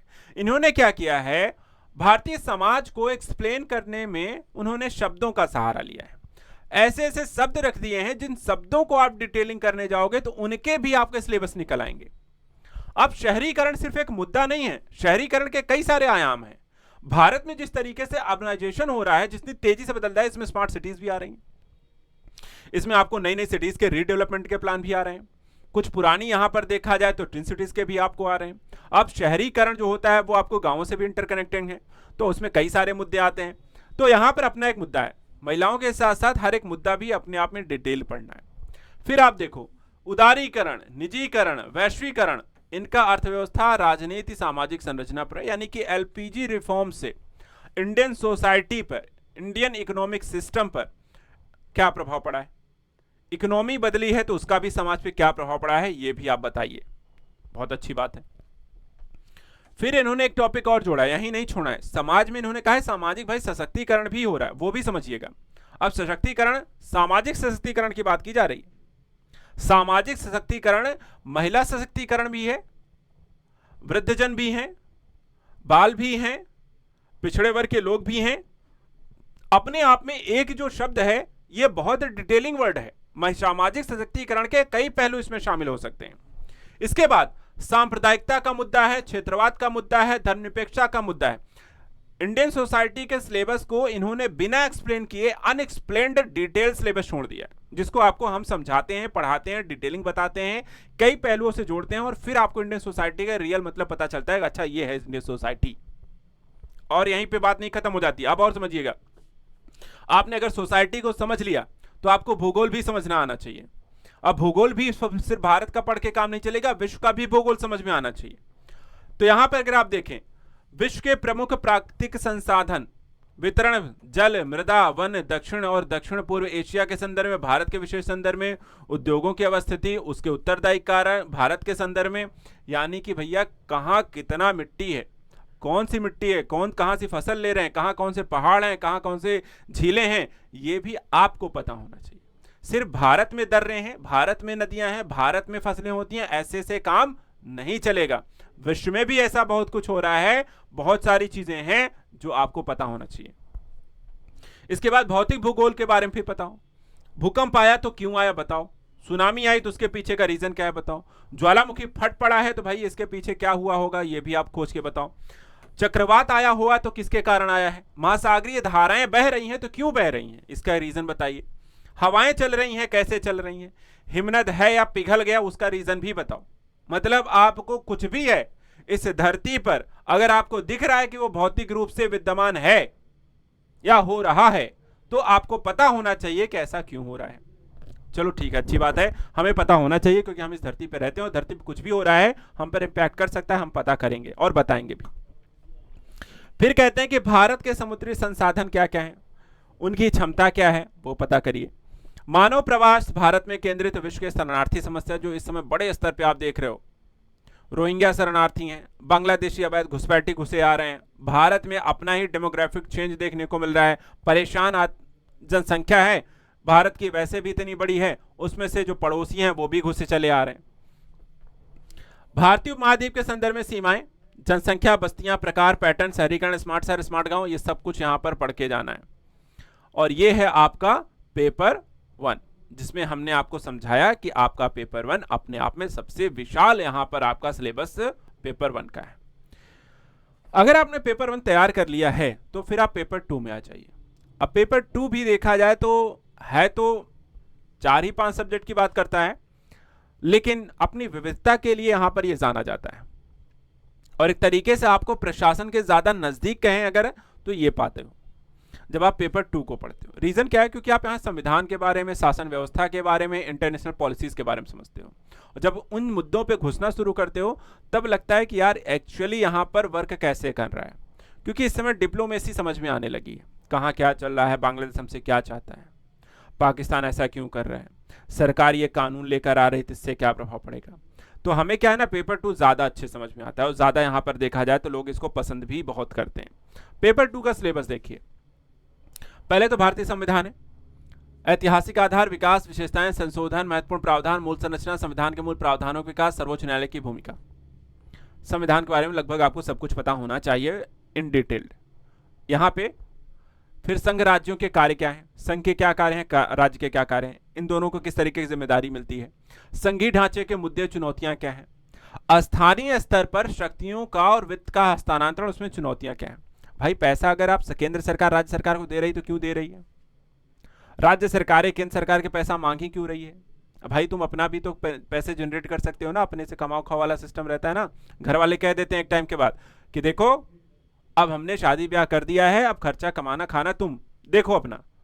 परिवार भी क्या है, एक तरीके का संघवाद है। परिवार क्या है, एक तरीके का संघ ही है, जहां पर कई तरीके के आपको देखा है, एक पीढ़ी से दूसरी पीढ़ी दूसरे एक जुड़े हुए पहलू हैं। परिवार एक तरीके का जिसमें यहां पर एक टाइम के बाद कहता है भैया हम अलग भी हो जाते हैं, राज्य भी कहते हैं हमें अलग कर दो। परिवार में भी क्या होता है, अलगाव की प्रक्रिया हो जाती है।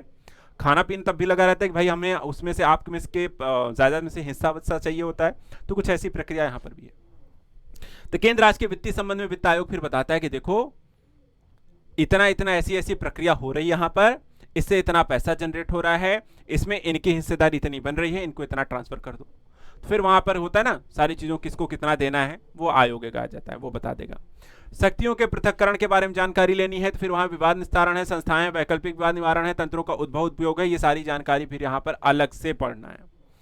किसके पास कौन सी शक्तियां हैं, न्यायपालिका क्या काम करेगा, विधायिका क्या काम करेगी, कार्यपालिका क्या काम करेगी, किसके पास किस तरीके की पावर है, कौन कानून बनाएगा, कौन उसको यहाँ पर रक्षण करेगा, कौन उसको नियंत्रित करेगा, कौन उसको क्रियान्वित करेगा, वो सब यहाँ पर उसका बंटवारा हो रखा है। कहते हैं भैया हम तुम्हारे क्षेत्र में दखलंदाजी ना करें, तुम हमारे में न करो, लेकिन ऐसा होता नहीं है। इसके बाद भारतीय संवैधानिक योजना की अन्य लोकतांत्रिक देशों से तुलना भी होती है कि भारत का संविधान ऐसा है, अमेरिका का कैसा है, जर्मनी का कैसा है, ऑस्ट्रेलिया का कैसा है, ब्रिटेन का कैसा है, तो तुलना होती है। इसके बाद संसद और राज्य विधानमंडल, इसमें संरचना, कार्यप्रणाली, कार्य संचालन, शक्तियां, विशेषाधिकार जैसे मुद्दे भी आपको शामिल हैं कि संसद के जो सत्र चल रहे होते विधानमंडल के सत्र चलते हैं। ऐसा नहीं है कि भैया चल रहा है तो हमें वहां पे कान बंद कर लेना है। संसद में लोकसभा का या राज्यसभा का कोई भी सत्र है, चाहे वो हम मानसूत्र सत्र कह लें, विंटर सत्र कह लें, या फिर आपको देखा जाए समर सत्र कह लें, गर्मी में बजट सत्र जिसको हम कहते हैं, कभी भी कुछ भी कोई भी सत्र चल रहा हो उसको देखना चाहिए। क्यों? क्योंकि उस संसद में ही सारे कानून बनते हैं। कुछ भी बदलाव होता है तो संसद में होता है, क्योंकि उनको ये अधिकार प्राप्त है। इसलिए ऐसा ही यहां पे राज्य के विधानमंडलों को लेकर के उसके बारे में आपको पता होना चाहिए।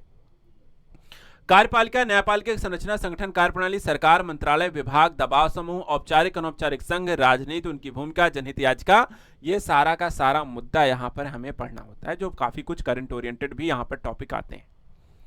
फिर जनप्रतिनिधित्व अधिनियम हो गया, विभिन्न संवैधानिक पद, नियुक्तियां, कार्य, शक्तियां, जिम्मेदारियां हो गई। नीति आयोग के बारे में वैधानिक, नियामक, अर्धन्यायिक निकाय, उनकी विशेषताएं, कार्यप्रणाली हो गई। विभिन्न क्षेत्रों के विकास के लिए सरकारी नीतियां, हस्तक्षेप, डिजाइन, कार्यान्वयन, सूचना संचार प्रौद्योगिकी से उत्पन्न मुद्दे हो गए। ये सब कुछ पढ़ना है हमें यहाँ पर आपको इंडियन पॉलिटी में। इंडियन पॉलिटी जब हम पढ़ के फिनिश करते हैं सभी आयोगों के बारे में, वित्त आयोग, निर्वाचन आयोग, फिर आपका देखा जाए तो जैसे महान्यायवादी हो गए, महालेखा नियंत्रक हो गए, कैग वाली हो गई, ठीक है। तो उन सब चीज़ों के बारे में जब पढ़कर खाली होते हो ना आप, तो वहाँ पर ऐसा नहीं सिलेबस आपका सामान्य अध्ययन पेपर 2 का खत्म हो गया, सिर्फ आपने एक सब्जेक्ट खत्म किया अभी तक। अब इसमें 3 सब्जेक्ट और पढ़ने हैं। ये भी बताता चलो, जीएस पेपर 2 में आपको 4 सब्जेक्ट पढ़ने होते हैं। पॉलिटी जो कि आपका ये सिर्फ सिलेबस आपने देखा है। दूसरा जो इसमें शुरू हो जाएगा सोशल जस्टिस का। ये देखिए, इनमें कह दिया है कि विकास प्रक्रियाएं समझाइए, गैर सरकारी संगठन, स्वयं सहायता समूह, विभिन्न समूह, संघ, दाता, धर्मार्थ संस्थाएं, संस्थागत अन्य हितधारक की भूमिका। केंद्र राज्य के द्वारा जनसंख्या के कमजोर वर्गों के लिए कल्याणकारी योजनाएं क्या चलाई गई हैं। कमजोर वर्ग कौन से हैं उनको पहचानिए। उनकी सुरक्षा और बेहतरी के लिए क्या क्या किया गया है, कौन से एक आयोग गठित हैं, क्या कानून उनके लिए बनाया गया है, कौन से संस्थान काम कर रहे हैं, कौन से निकाय काम करते हैं, उनकी क्या शक्तियां हैं। इसके अलावा स्वास्थ्य, शिक्षा, मानव संसाधन से संबंधित सामाजिक क्षेत्रों के विकास, उससे संबंधित प्रबंधित मुद्दे हो गए। सरकार के द्वारा क्या क्या योजनागत पहलू हैं, कार्य किए जा रहे हैं, समस्याएं क्या हैं, वो देखो। किससे? स्वास्थ्य, शिक्षा, मानव संसाधन संबंधित। इसके बाद गरीबी और भुखमरी से संबंधित राजनीतिक व्यवस्था पर उनका प्रभाव, ये भी आपको सुना। तो ये हो गया सोशल जस्टिस के 5-7 टॉपिक यहाँ पे दिए हैं, जो कि डिटेलिंग में आपको देखा जाए तो 5-7 लेक्चर में खत्म नहीं होते। उनके लिए भी आपको 20, 25, 30 लेक्चर लेने पड़ेंगे, तब आपका सोशल जस्टिस पूरा फिनिश होता है। इसके बाद अगला जो टॉपिक आया था पेपर, तीसरा पेपर इसमें जो आता है वो है गवर्नेंस का। गवर्नेंस में आपके देखा है तो यहां से शासन के महत्वपूर्ण पहलू, जिसमें पारदर्शिता, जवाबदेही, ई गवर्नेंस, अनुप्रयोग, मॉडल, सफलताएं, सीमाएं, संभावनाएं, नागरिक चार्टर, संस्थागत उपाय और उभरते रुझानों के संदर्भ में लोकतंत्र में सिविल सेवाओं की भूमिका। ये 2 टॉपिक जो हैं यहां पर आपको पढ़ने हैं गवर्नेंस के अंतर्गत। जो कि आप प्रशासक बन रहे हो तो आपको पता होना चाहिए ये क्या क्या पूछना चाह रहे हैं। तो थोड़ा सा यहाँ पे पब्लिक एडमिनिस्ट्रेशन से रिलेटेड टॉपिक, गवर्नेंस को लेकर के टॉपिक आपको जानना है। और इसके बाद चौथा जो सब्जेक्ट आता है वो है इंटरनेशनल रिलेशन, अंतरराष्ट्रीय संबंध। इन्होंने कहा कि भारत पड़ोसी के साथ उसके संबंध में, या नेपाल, भूटान, चाइना, बांग्लादेश, पाकिस्तान, जो भी पड़ोसी देश हैं उनके साथ आपका क्या चल रहा है। भारत के हितों को प्रभावित करने वाले द्विपक्षीय क्षेत्रीय वैश्विक समूह समझौते, ब्रिक्स, एससीओ, G7, G20, या फिर पाकिस्तान सऊदी अरबिया के बीच कोई समझौता हो गया, ब्रिटेन इजराइल के बीच कोई समझौता हो गया, या फिर अमेरिका कनाडा के बीच कोई समझौता हो गया, जिससे भारत पर क्या प्रभाव पड़ेगा ये भी समझना है। विकसित विकासशील देशों की नीतियां, राजनीति का प्रभाव पर प्रवासी भारतीयों को लेकर के, यानी कि H1B वीजा है तो उससे क्या प्रभाव पड़ेगा, पासपोर्ट को लेकर के नियम चाइना ने बदल दिए हैं तो उससे क्या प्रभाव पड़ेगा। ऐसी ही कोई पॉलिसी मेकिंग यहाँ पर आपको समझनी है कि उसका वर्ल्ड लेवल पर किसी देश ने कोई पॉलिसी अगर बनाई है, क्या उस पर डायरेक्ट या इनडायरेक्ट भारतीयों पर प्रभाव पड़ रहा है या नहीं पड़ रहा है, भारतीय पॉलिसीज पर प्रभाव पड़ रहा है, भारत पर को नुकसान हो रहा है कि नहीं हो रहा है, तो वो चीजें हैं। भारतीय प्रवासी कहाँ कहाँ हैं, वो किस तरीके से भारतीय डायस्पोरा भारत के संदर्भ में काम कर रहा है और विदेशों में क्या काम कर रहे हैं, उससे 2 देशों के बीच संबंधों में क्या प्रभाव पड़ रहा है वो समझना है। महत्वपूर्ण अंतर्राष्ट्रीय संस्थाएं, एजेंसियां, संरचना, अधिशेष, कार्यप्रणाली, क्षेत्रीय, राज्य, राष्ट्रीय, अंतर्राष्ट्रीय महत्व के समसामयिक मामले और घटनाएं, ये सब कुछ आपको पेपर 2 में इंटरनेशनल रिलेशन से सब्जेक्ट में पढ़ के जाना है। ये हो गया आपका पेपर 2 फिनिश। तो पेपर 2 में क्या 4 सब्जेक्ट हो गए। पेपर 1 में देखा जाए तो आपको हिस्ट्री, आर्ट एंड कल्चर, उसके साथ साथ आपको देखा जाए तो सोसाइटी, और फिर लास्ट में ज्योग्राफी थी। इसमें पॉलिटी हो गया, गवर्नेंस हो गया, सोशल जस्टिस हो गया और इंटरनेशनल रिलेशन हो गया। 2 सब्जेक्ट में 8 पेपर हो गए। तीसरा पेपर अगर आप देखेंगे तो ये पेपर में आपको 1 2 3 4 नहीं बल्कि 5 सब्जेक्ट पढ़ने हैं। पेपर सब्जेक्ट के लिहाज से पेपर 3 सबसे बड़ा है। सब्जेक्ट के लिहाज से 5 पेपर हैं, 5 सब्जेक्ट हैं, लेकिन 5 सब्जेक्ट का जो पेपर है ना, उसका सिलेबस बहुत डिटेलिंग नहीं है। ये बहुत ही कम समय में सबसे जल्दी यहाँ पर इन पिछले दोनों सब्जेक्ट के मुकाबले ये जल्दी पूरा और कंप्लीट जल्दी होता है। रीजन क्या है कि छोटे छोटे हैं। जैसे पहला ही सब्जेक्ट इसमें सबसे बड़ा है और वो है आपका इंडियन इकोनॉमी। जो पूरे पेपर का आधा जो होता है वो आपको आता है इंडियन इकोनॉमी से, यानी कि इंडियन इकोनॉमी का वेटेज जो है पेपर 3 में आपको सबसे ज्यादा है, इसलिए इसकी समझ भी आपकी सबसे अच्छी होनी चाहिए। तो इकोनॉमी में क्या क्या पूछा जाएगा, सिलेबस देखिए। पहला, भारत में आर्थिक नियोजन, उद्देश्य, उपलब्धियां, नीति आयोग की भूमिका, विकास लक्ष्य, एसडीजी गोल्स आपको पता है। गरीबी, बेरोजगारी, सामाजिक न्याय, समावेशी विकास के मुद्दे पढ़ने हैं। केंद्र सरकार का बजट आया है, उसकी वित्तीय प्रणाली के घटक क्या क्या हैं वो समझना है, आर्थिक सर्वेक्षण जैसे मुद्दे हैं। भारत में कौन सी प्रमुख फसलें होती हैं, सिंचाई के क्या साधन है, कृषि उपज के भंडारण, परिवहन, विपणन, किसानों की सहायता हेतु ई प्रौद्योगिकी, इनाम जैसी व्यवस्थाएं कैसे काम करती हैं वो सब कुछ पता होना चाहिए। इसके बाद प्रत्यक्ष या अप्रत्यक्ष रूप से जो कृषि सब्सिडी मिल रही है या न्यूनतम समर्थन मूल्यों की जो घोषणा समय समय पर की जाती है, सार्वजनिक वितरण प्रणाली की जो घोषणा की जाती है, उसके उद्देश्य क्या है, कार्यप्रणाली क्या है, सीमाएं क्या हैं, सुधार क्या है। इसके बाद खाद्य सुरक्षा को लेकर बफर स्टॉक जैसी स्थितियां जो शब्द आते हैं, जो कॉन्सेप्ट हैं, कृषि में जो प्रौद्योगिकी इत्यादि को इस्तेमाल करने के कारण जो बदलाव आ रहे हैं उसको समझना है। ये आपको एग्रीकल्चरल यहाँ पर इकोनॉमिक पर्पस पढ़ना है। भारत में फिर आता है खाद्य प्रसंस्करण से संबंधित उद्योग, कार्यक्षेत्र, महत्व, स्थान, अपस्ट्रीम डाउनस्ट्रीम आवश्यकताएं, आपूर्ति श्रृंखला, प्रभाव। स्वतंत्रता के बाद भारत में भूमि सुधार को लेकर के सरकार के द्वारा क्या क्या काम किया है वो जानकारी होना। अर्थव्यवस्था पर उदारीकरण, वैश्वीकरण के प्रभाव, उद्योग नीति में परिवर्तन, औद्योगिक विकास पर उनका प्रभाव भी आपको बताना, पढ़ना, समझना और डिस्क्राइब करना आना चाहिए। बुनियादी ढांचे को लेकर के देश में क्या काम चल रहा है, चाहे वो ऊर्जा के क्षेत्र में हो, बंदरगाहों को लेकर हैं, सड़कें हैं, हवाई अड्डे हैं, रेलवे हैं, कहाँ क्या नया बन रहा है, उससे देश में क्या बदलाव आ रहा है, उस क्षेत्र के विकास में उसकी क्या भूमिका आ रही है, कौन से प्रोजेक्ट बन रहे हैं, तो वो पता होना चाहिए। इकोनॉमी के बाद दूसरा जो सब्जेक्ट आता है वो है साइंस एंड टेक का। साइंस एंड टेक देखा जाए तो रोजमर्रा के जीवन, राष्ट्रीय सुरक्षा में विकास, अनुप्रयोग, भारत के विज्ञान प्रौद्योगिकी की नीतियां आपसे पूछी जाएंगी। विज्ञान प्रौद्योगिकी में भारतीयों की क्या उपलब्धियां हैं, प्रौद्योगिकी का स्वदेशीकरण है, नए प्रौद्योगिकियों का विकास है, प्रौद्योगिकी हस्तांतरण है, प्रौद्योगिकियों का दोहरा और महत्वपूर्ण उपयोग है, ये सारी चीजें आपको पता होना चाहिए। इसके बाद सूचना एवं संचार प्रौद्योगिकी, अंतरिक्ष प्रौद्योगिकी, कंप्यूटर, ऊर्जा संसाधन, नैनो प्रौद्योगिकी, सूक्ष्मजीव विज्ञान, जैव प्रौद्योगिकी के क्षेत्र में जागरूकता, बौद्धिक संपदा अधिकार और डिजिटल अधिकारों से संबंधित मुद्दों भी आपको डिटेल से पता होना चाहिए। ऐसे मुद्दे हैं जो चीजें आपको साइंस एंड टेक को लेकर के, क्योंकि दुनिया जिस तेजी से बदल रही है वो कहा जा रहा है एआई का दौर होगा, रोबोटिक्स होगा, क्वांटम का दौर होगा, और ऐसे समय में आपको साइंस एंड टेक का सबसे ज्यादा जो होती है नॉलेज होनी चाहिए, बहुत ही वेल नॉलेज होनी चाहिए। देश और विश्व में किस तरीके की तकनीकी आ रही हैं, उनका क्या प्रयोग है, उसका आम जीवन से लेकर के यहाँ पर वैश्विक स्तर पर क्या प्रभाव पड़ेगा, ये भी आपको पता होना चाहिए। सिर्फ बदलाव हो रहे हैं उसको देखिए मत, बल्कि उन बदलावों में शामिल भी होइए। कुछ ऐसा है साइंस एंड टेक। इसके बाद अगले जो सब्जेक्ट है इसमें पर्यावरण, सुरक्षा प्रौद्योगिकी, वन्यजीव का संरक्षण, जैव विविधता, पर्यावरण प्रदूषण, झरण, पर्यावरण प्रभाव आकलन, इन्वायरमेंट को लेकर के ये सारी चीजें। चौथा सब्जेक्ट आता है आपदा। आपदा प्रबंधन में आपको क्या क्या पढ़ना है, आपदा एवं गैर पारंपरिक सुरक्षा, सुरक्षा चुनौती, आपदा न्यूनीकरण, प्रबंधन से संबंधित कुछ डिटेल से टॉपिक हैं जो बहुत ज्यादा कुछ तो नहीं पढ़ना है, लेकिन कहाँ पे कैसी आपदाएं आ रही हैं उसको लेकर क्या करना है, उसको लेकर क्या संस्थाएं काम करती हैं, फिर भी आपको थोड़ी सी जानकारी आपदाओं को लेकर के होनी चाहिए। और लास्ट में आता है इंटरनल सिक्योरिटी का मुद्दा, जो कि देश में चल रही विभिन्न प्रकार की गतिविधियां जिससे देश कमजोर हो सकता है, उसकी सुरक्षा के लिए बहुत जरूरी पहलू इसमें शामिल होते हैं, जैसे कि अंतर्राष्ट्रीय सुरक्षा की चुनौतियां, परमाणु प्रसार के मुद्दे, उग्रवाद के कारण प्रसार, संचार नेटवर्क, मीडिया, सामाजिक नेटवर्किंग की भूमिका, साइबर सुरक्षा की बातें, धन शोधन, मानव तस्करी है। भारत की आंतरिक सुरक्षा चुनौतियों में आतंकवाद, भ्रष्टाचार, उग्रवाद, संगठित अपराध है। सुरक्षा बलों की भूमिका, प्रकार, अधिशेष, भारत में उच्च रक्षा संगठनों के बारे में, और कृषि, बागवानी, वानिकी, पशुपालन के मुद्दे भी आपको इसमें देखने को मिल जाते हैं। तो इस तरीके से आपको ये टॉपिक होता है यहाँ पे फिनिश। 3 पेपर खत्म करने के बाद जब आप चौथे पेपर में प्रवेश करेंगे तो ये पेपर सिर्फ और सिर्फ एथिक्स का रह जाता है, एक ही पेपर।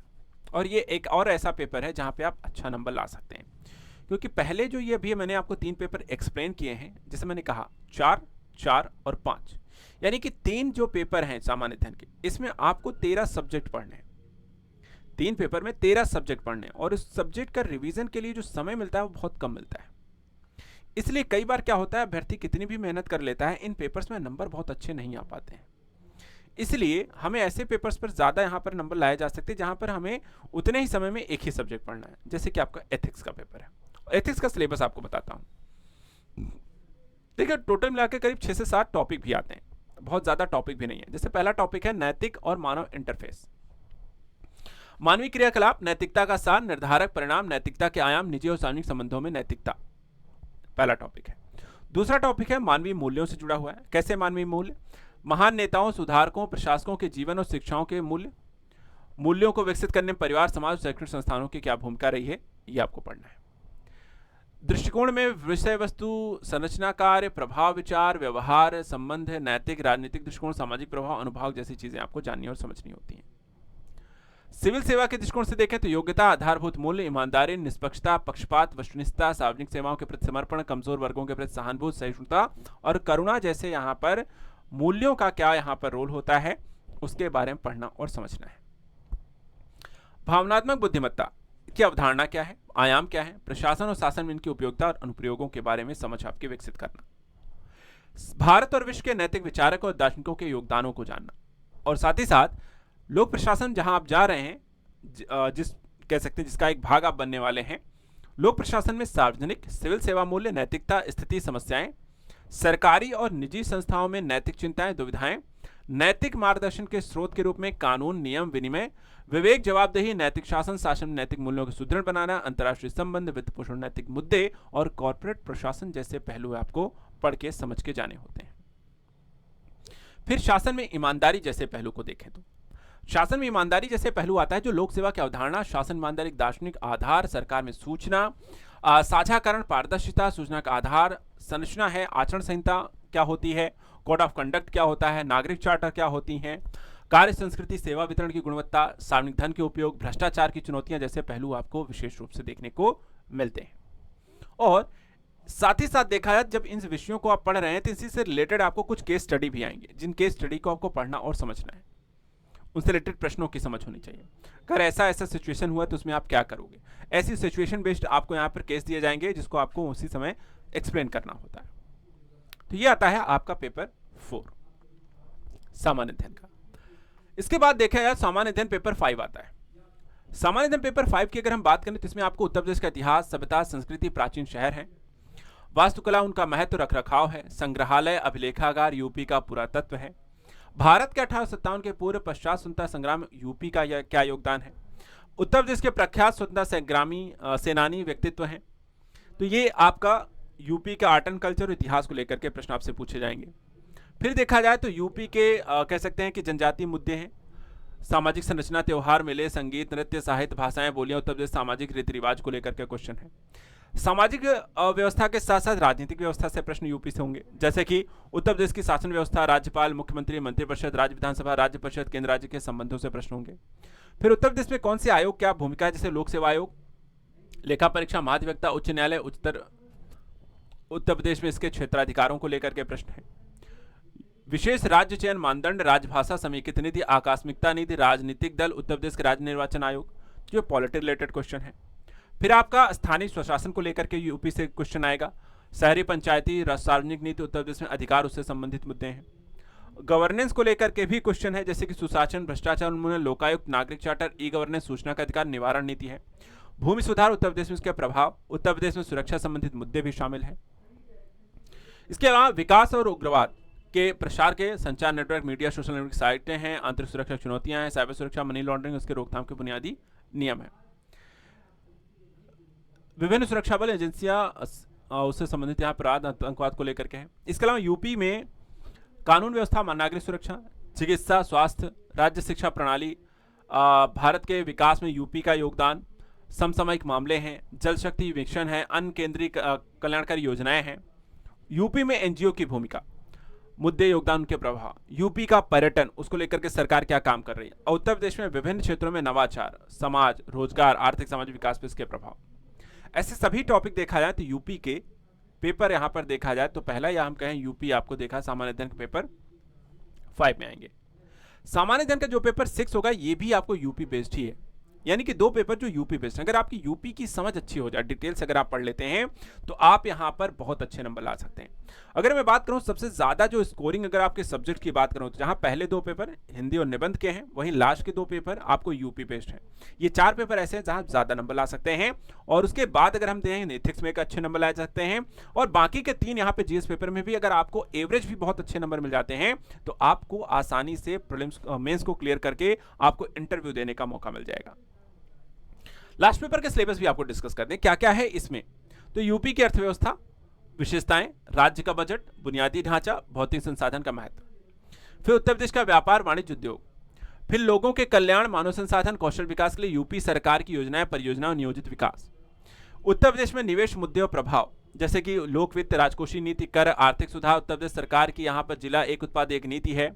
नवीकरण, गैर नवीकरण ऊर्जा संसाधन योजना, उसके प्रबंधन को लेकर के सरकार क्या काम कर रही है। उत्तर प्रदेश की जनसंख्या कैसी है, जनसंख्या का जनगणना को लेकर के क्या चल रहा है, किस तरीके के बदलाव आ रहे हैं। उत्तर प्रदेश में कृषि के व्यवसायीकरण, कृषि फसलों के उत्पादन को लेकर के क्या काम चल रहा है, क्या अपडेट है। उत्तर प्रदेश की नई वन नीति है, कृषि और सामाजिक वानिकी है, कृषि विविधता, कृषि की समस्याएं, उनके समाधान, विभिन्न क्षेत्रों में यूपी के विकासात्मक सूचकांक। उत्तर प्रदेश का भूगोल भी है, भौगोलिक स्थिति है, उच्चावच है, संरचना है, जलवायु, सिंचाई, जल खनिज निकासी और वनस्पति है। इसी तरीके से देखा जाए उत्तर प्रदेश के राष्ट्रीय उद्यान, वन्यजीव अभ्यारण्य, परिवहन नेटवर्क, विद्युत संसाधन, अवसंरचना, औद्योगिक विकास, प्रदूषण, पर्यावरण, प्रदूषण नियंत्रण, उनके कार्य, प्राकृतिक संसाधन में जैसे मिट्टी, जल, वायु, वन, घास के मैदान, आर्द्र भूमियां हैं, जलवायु परिवर्तन, मौसम पूर्वानुमान से जुड़े मुद्दे हैं, पारिस्थितिकी तंत्र संरचना, कार्य समायोजन, वनस्पति, जीव जंतु और उसके संदर्भ में यूपी के बारे में जानकारी होना, विज्ञान प्रौद्योगिकी से कुछ मुद्दे जुड़े हो सकते हैं जो यूपी में क्या चल रहा है, क्या डेवलपमेंट हो रही है, उसको लेकर के क्या काम है। यूपी में जलीय कृषि, अंगूर की खेती, रेशम उत्पादन, पुष्प कृषि, बागवानी, उत्तर प्रदेश के विकास में इसके प्रभाव, और यूपी में सार्वजनिक निजी भागीदारी। तो ये सारा कुछ आपको पेपर 6 जीएस के बारे में पढ़ के जाना है। ये सारा सिलेबस जो होता है हम आपको डिटेल से पढ़ाएंगे, हर एक पहलू को डिटेल से समझाया जाएगा। अगर आप हमारा यहाँ पर चाहे ऑनलाइन का बैच लेते हैं या हमारे साथ ऑफलाइन पढ़ते हैं, इन दोनों ही स्थितियों में अगर आप हमसे जुड़े हुए हैं तो आपको ये सारी चीज़ें बहुत ही डिटेल से हम पढ़ाते हैं। हर एक सब्जेक्ट को आपको परीक्षा के डिमांड के अनुरूप, आपके सिलेबस के डिमांड के अनुरूप आपको यहाँ पर वेल डिटेल्ड आपको जानकारी होगी, ताकि आपको कैसा भी कोई भी क्वेश्चन कहीं भी आपको पूछा जाए आपके पास उसका उत्तर होना चाहिए, उसकी समझ होनी चाहिए। तो ये सारी चीज़ें आपको जब कर लेते हैं, जब आप प्रीलिम्स के साथ साथ मेंस भी अच्छा कर लेते हैं, तो आपको तीसरा चरण आपको आता है जिसको हम कहते हैं साक्षात्कार। उत्तर प्रदेश से जो साक्षात्कार के लिए आपको बुलाया जाएगा ये अंतिम चरण होगा, और इस अंतिम चरण में मुख्य परीक्षा उत्तीर्ण करने वाले उम्मीदवारों को साक्षात्कार के लिए बुलाया जाता है जो 100 अंकों का होगा। और आयोग जो होता है एक नियुक्ति एक बोर्ड के द्वारा, यहाँ पर एक बोर्ड आपको गठित किया जाएगा जो आपका साक्षात्कार लेगा, और आपकी व्यक्तिगत योग्यता जो भी है, एक व्यक्ति कैसा है उसकी एक जांच होती है। एक तरीके से लोग समझते हैं कि आप कैसे हैं, किस तरीके के सिचुएशन में किस तरीके के डिसीजन लेते हैं, घबराते तो नहीं हैं। कुछ जानकारी भी आपको देखा जाता है, अपडेट कितना रहते हैं, तो करंट ओरिएंटेड न्यूज़ हो सकती है, आपके बैकग्राउंड रिलेटेड जानकारी आपकी कितनी अच्छी है उसकी जानकारी हो सकती है। तो कई तरीके से आपको जांचने और परखने की यहाँ पर एक इंटरव्यू लिया जाएगा। इस तरीके से यहाँ पर आपके सिलेबस और आपका एग्जाम पैटर्न कैसा है ये आपको मैंने समझाया। जाते जाते कि एक चीज़ और आपको समझा देता हूं जिसको लेकर के कई बार अभ्यर्थियों के मन में एक सवाल रहता है कि यूपीपीएससी की परीक्षा में एज लिमिट और अटेम्प्ट कितने हैं। तो ऐसे अभ्यर्थी जो हैं मिनिमम जो है 21 साल की जब आपकी एज हो जाती है, जो भी अभ्यर्थी इस परीक्षा को देना चाहते हैं वो यहाँ पर आप अप्लाई कर सकते हैं। अधिकतम आयु कितनी है, 40 वर्ष होनी चाहिए सामान्य यानी कि जनरल कैटेगरी के लिए। श्रेणीवार जो होती है कुछ छूट भी यहाँ पर दी गई है, जैसे कि OBC, SC, ST Uttar Pradesh के निवासी हैं 5 वर्ष की छूट है। अधिकतम आयु यानी कि 45 वर्ष तक दे सकते हैं। वहीं पीडब्ल्यूडी पर्सन्स विथ डिसेबिलिटी को 15 वर्ष की छूट है, जो कि यहाँ पर 55 वर्ष तक दे सकते हैं। एक्स सर्विसमैन को 3 वर्ष की छूट है, जो सैन्य सेवा की अवधि को घटाने के बाद है। और राजकीय सेवक और शिक्षण विभाग के कर्मचारी को 5 वर्ष की यहाँ पर आपको छूट दी जाती है। तो इस तरीके से यहाँ पर देखा जाए तो आपको सारी जानकारी हमने यहाँ पर दे दी है। अब आपको जो भी बच्चे हैं जो हमारे यहाँ पर या तो प्रयाग बैच में आपको जुड़े हुए हैं, ऑनलाइन आपको तैयारी कर रहे हैं, या ऑफलाइन अगर हमारे साथ जुड़कर तैयारी कर रहे हैं, तो यूपी पीसीएस के सिलेबस को जिस तरीके का है, जितने पेपर हैं, जितने सब्जेक्ट हैं, उन सब्जेक्ट के अकॉर्डिंग जो उनका सिलेबस है उस तरीके से आपको हम पढ़ा रहे हैं। तो आप भी जो चीज़ें बताई जा रही हैं, जो हम क्लासेस में आपको डिटेलिंग समझा रहे हैं, जो आपको बताया जा रहा है, जो कहा जा रहा है करने को, बस आप उतना निरंतरता पूर्वक करते रहिए। कहीं कोई डाउट होता है, अपने अध्यापकों से लगातार उनसे चर्चा पर चर्चा करते रहें, अपने सवाल जो है पूछते रहें और अपने आप को लगातार इम्प्रूव करते रहें, क्योंकि इस परीक्षा को पास करने के लिए आप में सुधार होना, जानकारी का बेहतर होना, बेहतर समझ का होना, लेखन शैली का यहाँ पर आपको अच्छी होना, हिंदी यहाँ पर उच्चारण से लेकर के लेखन शैली तक यहाँ पर आपकी अच्छी होना, लगभग कई स्तरों पर काम करना होता है। सिर्फ जानकारी हासिल करना नहीं है, बल्कि अपने व्यक्तित्व को भी यहाँ पर एक प्रशासक के अनुरूप बनाना है। तो हम यहाँ पर आपको तैयार करेंगे एक प्रशासक कैसे बनना है। फिलहाल आज के लिए इतना ही। आई होप यहाँ पर आपको सिलेबस अच्छे समझ में आ गया होगा। सिलेबस सभी अपने पास यहाँ पे रखिए और जब भी कोई सब्जेक्ट यहाँ पर पढ़ें, सिलेबस को जरूर यहाँ पर एक बार देखते चलिए। Thank you so much and good luck.